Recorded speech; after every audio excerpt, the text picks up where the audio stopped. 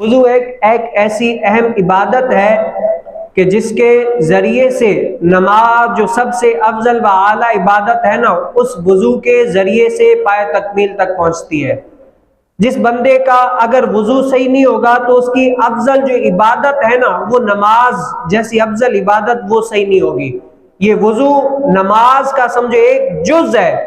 اگر کوئی چاہتا ہے کہ میری نماز درست ہو تو اس کو چاہیے سب سے پہلے اپنا وضو درست کر لے۔ اگر وضو درست نہیں ہوگا، ایک بندہ ہے 1 گھنٹے کی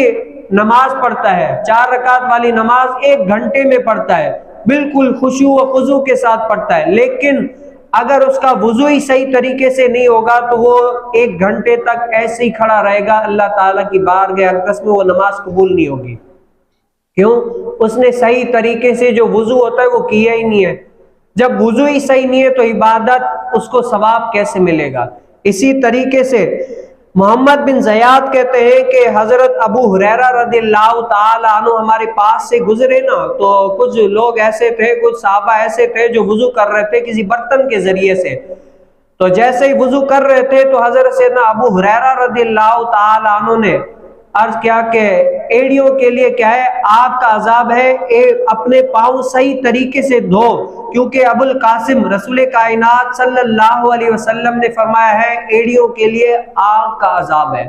وہ اسی لیے کہ کچھ صحابہ کرام رضی اللہ تعالی اجمعین جلدی سے وضو کرتے تھے تو وہ ایڑی کا کچھ تلوا یا پاؤں کا کچھ ایسا حصہ جو وضو میں دھویا جاتا ہے، لیکن کیا ہے جلدی عجلت کی وجہ سے، جلدی کی وجہ سے وہ کیا ہے وہ حصہ رہ جاتا تھا۔ پچھلے جمعہ مبارک میں بھی آپ نے سنا تھا کہ حضور علیہ السلام نے خود فرمایا تھا، اور یہاں پر کہ حضرت سیدنا ابو ہریرہ رضی اللہ تعالیٰ سے روایت ہے کہ جو بندہ اس طرح کرتا ہے اگر وہ وضو میں اعضاء دھوئے جاتے ہیں لیکن اگر جلدی کی وجہ سے رہ جاتے ہیں نا تو کیا ہے ان ایڑیوں کے لیے، اس اعضاء کے لیے آگ کا عذاب ہے۔ اب اس سے ہمیں کیا پتہ چلا کہ اگر